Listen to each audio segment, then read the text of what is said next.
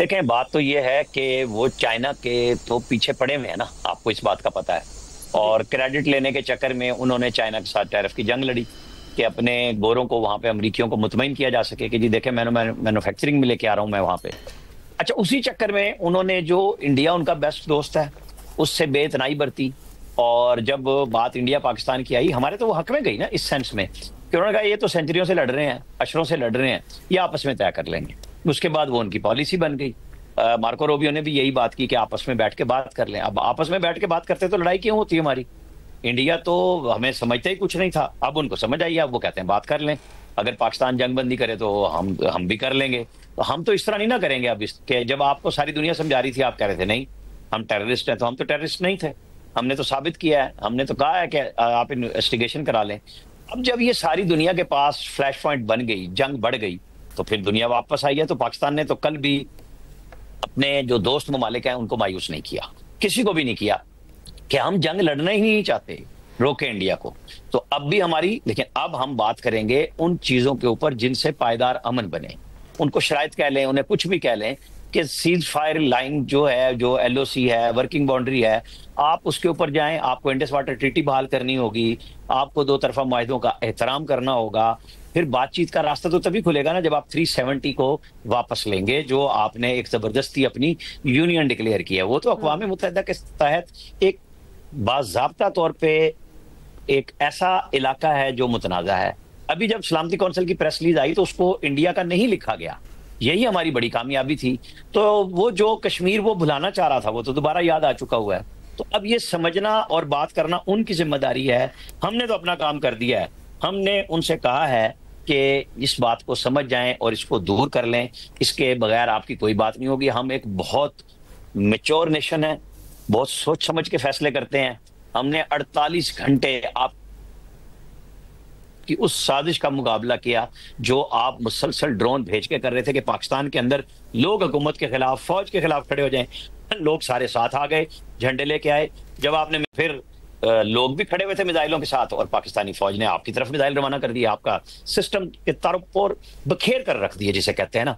आपके पास air defence नाम की कोई चीज नहीं रही। आपके पास जो ब्रह्मोस मिसाइल थे, हमने उनके जो स्टोरेज थी उसको तबाह कर दिया। आपने जो $1.5 अरब का एयर डिफेंस सिस्टम लगाया था, हमने उसको भी फारिग कर दिया। आपको 70% बिजली हमने पाकिस्तान से बैठ के जीरो कर दी। साइबर वार इसको कहते हैं। आपकी वेबसाइट्स, बेस्ट तरीन वेबसाइट, हमने हैक करके उनके ऊपर लगा दिया कि आप क्या चीज हैं और हम क्या चीज हैं। ये सोचने की बात है, इसको पूरी दुनिया को सोचना चाहिए, इसके ऊपर सीरियस हो जाना चाहिए, और इतनी जल्दी हो जाना चाहिए कि जितनी मैं बात कर रहा हूं इससे पहले इसको तय करा लें। वहां सुना है कोई बड़ी खबरें आ रही हैं हमारे पास, और वहां पे कोई बड़ा नुकसान हुआ है पाकिस्तान के हमलों के बीच में।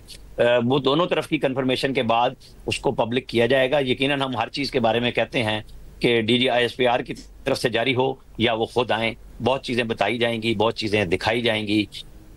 कुछ कुछ आहिस्ता आहिस्ता हम रिलीज कर रहे हैं कि हमने JF थंडर, जिसने जाके SU-400 जो $1.5 अरब का उनका एयर सही। डिफेंस सिस्टम था, उसको जीरो किया, वो भी हमने दिखाया। हम हर चीज के एविडेंस आपको दे रहे हैं। हम आपको इंडिया के अंदर जो इंस्टॉलेशन तबाह हुई हैं उनका दे रहे हैं आपको। यहां से मिसाइल जाता है, वहां पे जाके क्या काम करता है, रियल टाइम हम बताते हैं। हमारे पास आता है रिलीज, हम अपनी मर्जी से करते हैं। और हमने इसमें बड़ी जिम्मेदारी का मुजाहरा भी किया है। आमिर साहब साथ ही रहिएगा।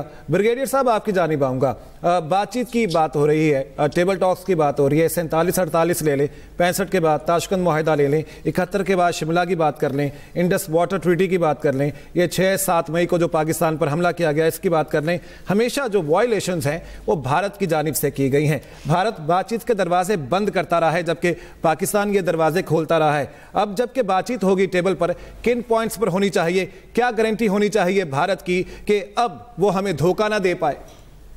बहुत इंपॉर्टेंट क्वेश्चन है। देखिए, पहली इंपॉर्टेंट चीज जो जिस पे बातचीत होनी चाहिए, इंडस वाटर ट्रीटी है, उस पर बातचीत होगी। सेकंड बातचीत होगी सीज फायर की बातचीत होनी चाहिए। तीसरी बातचीत होगी जम्मू एंड कश्मीर के जो कोर इशू है बिटवीन द टू कंट्री, तो 370 की रिवर्सल की बात होगी, दैट इज वेरी इंपॉर्टेंट। और इसके अलावा टेररिज्म की बात होगी, जो इंडिया पाकिस्तान में टेररिज्म करवा रहे हैं for the last so many years, मतलब पिछले 20 साल से तो एक्टिव है। ये बराज भी उनकी है, फितना और खारिश भी उनकी है। सो मैं कहता हूँ ये 4 इंपॉर्टेंट जो इश्यूज है इस पर बातचीत होगी।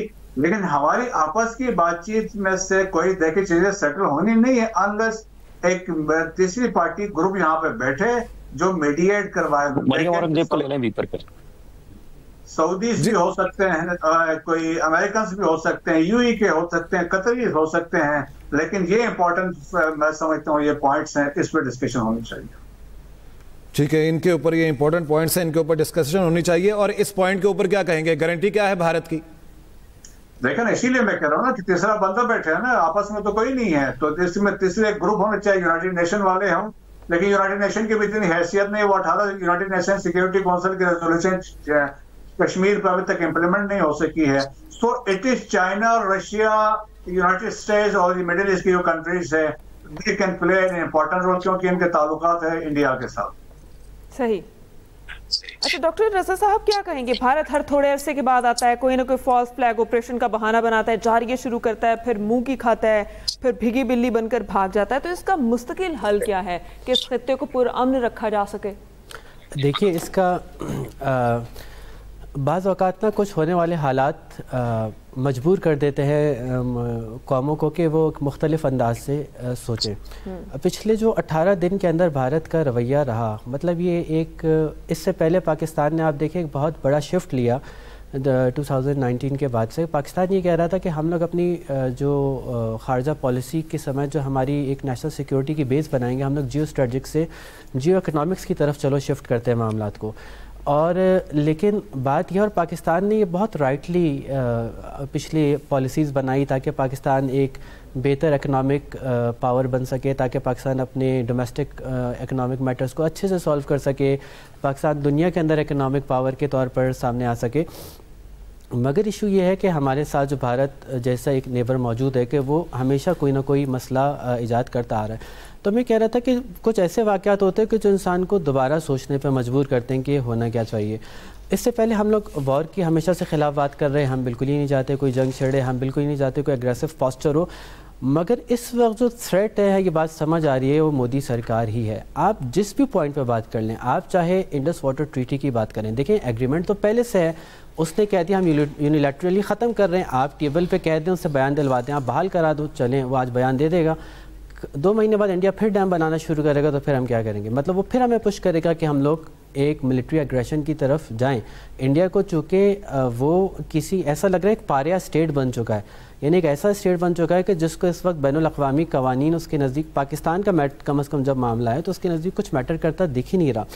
तो अब मैं जो बात कर रहा था वो ये था कि पाकिस्तान को भी मेरे ख्याल से अब कम अज़ कम जो बलूचिस्तान में इंसर्जेंसी हो रही है, जो KP में हो रही है, इसकी सारे ताने बाने हमें इंडिया से मिल रहे हैं। पाकिस्तान को जो 2 सूबे हमारे मुकम्मल तौर पे टेररिज्म की लपेट में, लेकिन पाकिस्तान फिर भी रिस्ट्रेंट से काम लेते हुए इंडिया को सिर्फ वार्न कर रहा था, पॉइंट आउट कर रहा था, ऐसा मत करो। आप देखें जो जाफ़र एक्सप्रेस वाला मामला हुआ, लेकिन ये सारी ताने बाने वाया अफ़गानिस्तान मिल रहे हैं इंडिया से।